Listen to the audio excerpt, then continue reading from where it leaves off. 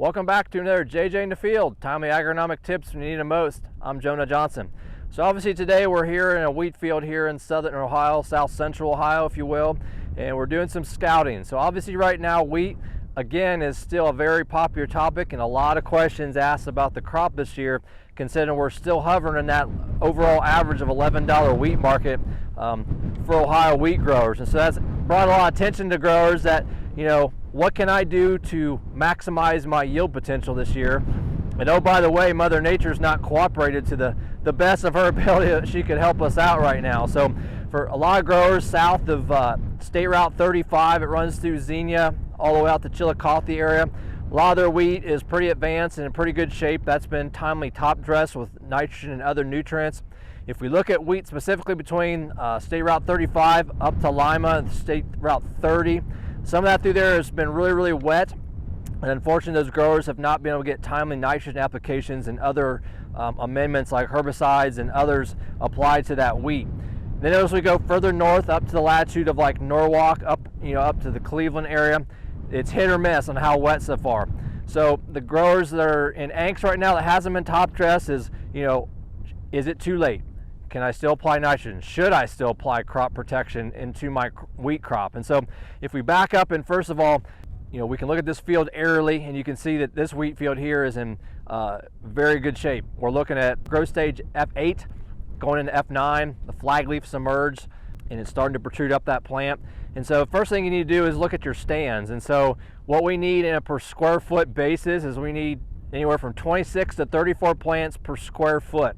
And so to look at that in a linear fashion, so you can either go out there and make yourself a square, or you can do linear measurements. And so depending on what your row width is, in this field, for example, we're in 15-inch row spacing. So to translate square foot into linear feet, that's real easy math.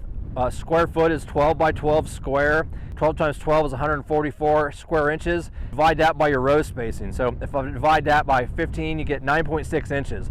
So you count that many times across the field, and that gives you a basic of what your stand counts are. As we look at growth stage right now, that becomes very important back to our nutrition and herbicide crop protection. So if we look at Feek's growth stage 6 is that mid stem elongation. That's when that growing point emerges above the ground, and that's represents the intake, the rapid uptake of nitrogen demand by that wheat plant for the rest of the growing season. And so for those growers in those respective boundaries of 35 to 30, where they have plants that are probably in that zone and they haven't got on, the soil's been too wet, you're still in a fine position to get nitrogen out there. Once we get to that late F8 growth stage, like this field is, and that flag leaf starts to emerge, that's pretty much the stop dead date of your main nitrogen application. Now I wouldn't apply no nitrogen at that, but essentially the later you go, the yield potential is going to drop off, but your protein content will actually increase. But that's not always a good thing either. So we still got time, and if there's pockets out there we need to address herbicides, we need to get on that as well too. But when we reach that F8 growth stage, a lot of our pesticides, crop protection, go off label. So like the Culex, Harmony Extra family, bromoxynil, which is Buctril, and others, they go off label.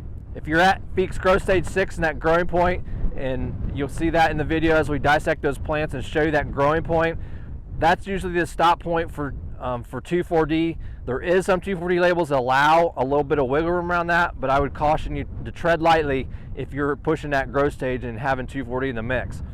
Growers that are further north in that Norwalk area, that latitude, we're very well aware that you guys have been really short on herbicides, especially like the Culex and some of the Harmony family. You can use herbicides like Express, which are a component, one of the ingredients of Harmony Extra. You can, if you can get there, we've heard some of that is still available. So those are some things that you guys in those latitudes, you're still on time for herbicide management, and I'd encourage you to go after those and try to get that on as quickly as you possibly can. So another thing I want to bring to your attention, back to that 35 to 30 latitude bandwidth. It's supposed to be getting cold this weekend, so perhaps by the time you see this video next week, perhaps that we're going to be past that time frame. But because of that growing points above the ground, that wheat head that we show here in the dissection of these plants, that becomes very sensitive to cold temperatures. Now, we're not as bad a spot as we were when cold hit 2 years ago, if you think around that Mother's Day, end of May, because at that time frame we had full head emergence, and that's extremely sensitive to cold. But if we get down to 24 degrees for 2 hours on these plants, that can damage those growing points. The forecast right as of today is still looking at 28, 29 degrees, and so we should be fine. But we can visit about that, assessing cold damage, if we get to that point in future videos. So in summary today, I think we still have a lot of great potential for our wheat. So when you're out there, be cognizant of your growth stage, and once the soils are fit, and we got the stand densities there and you're happy with that, go after, get that nitrogen on there. Also, as that flag leaf starts to emerge in that Feeks growth stage 8, keep in mind that's a time for our foliar fungicides. So if we're looking at common rust, stripe rust, Staganospora, septoria, powdery mildew, those are the predominant tissue diseases that we want to protect at that growth stage. And then once we get the next time around, and then also we can add some nutrition at this time as well via foliar nutrition. Next time we look at fungicides, and another application of nutrition would be once we get into the heading time, which we'll visit about that here in the next couple of weeks. So if you have further questions, feel free to reach out to any of your ASAs or anybody on the PCT team. I'm Jonah Johnson. Thanks for watching.